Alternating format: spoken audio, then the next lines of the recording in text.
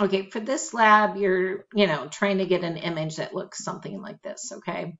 And so you truly want all these right angles in here. All right. So if you're unfamiliar with GeoGebra, I mean, there's tons of YouTube videos, but one thing is you need all these more tools. So if you didn't click on more, that might have been a problem. All right.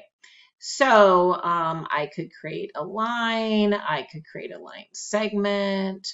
So, like right here, I could create that. And again, part of this is just playing with it and seeing like, okay, what do I do here?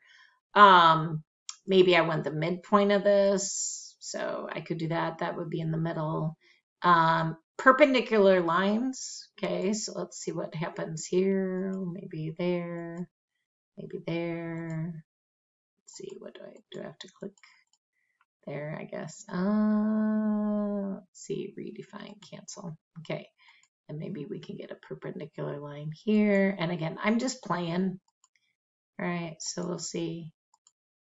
There we go. Maybe move out. That D doesn't look like it's on there. To undo things, you can go the undo button, right? So I can undo all that. Let's see, perpendicular line again. Let's just try that. There we go. Again, I could put the midpoint on there again. It doesn't, or that does not look like a midpoint to me. No, it is not. Definitely not a midpoint. So let me pick A and then pick B. There's the midpoint. There we go. And then if I want a perpendicular line again, maybe I do something like that. There we go. And again, a lot of this is playing, all right? And then I could make a segment from, say, A all the way to there. And so I'm just slowly building things, all right? There's other tools that I may or may not be good at. I tried one earlier, but you can make an angle with a certain size. So I don't know. I think using perpendicular lines is easier. We could put, oopsie, undo that. Let's go back. Let's go this way. All right. So if I just want to add a point, where are points? Right here. So I could get a point right there. Okay.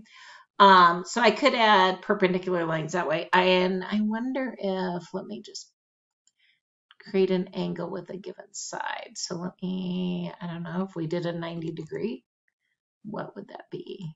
Let's just see what happens. Okay, but where is it? All right, let's see, maybe we need a line segment with that. Let's just try it. So we need that.